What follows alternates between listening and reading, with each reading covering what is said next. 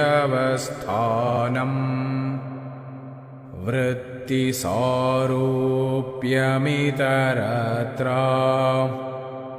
वृत्तयः पञ्चतयः क्लिष्टाः प्रमाणविपर्ययविकल्पनिद्रा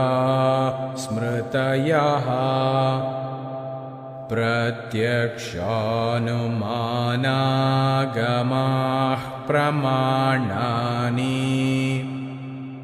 विपर्ययो मिथ्याज्ञानमतद्रूपप्रतिष्ठम् शब्दज्ञानानुपाती वस्तुशून्यो विकल्पः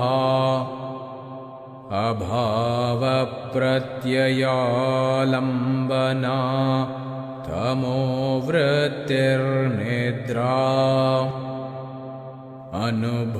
अनुभूतविषया सम्प्रमोष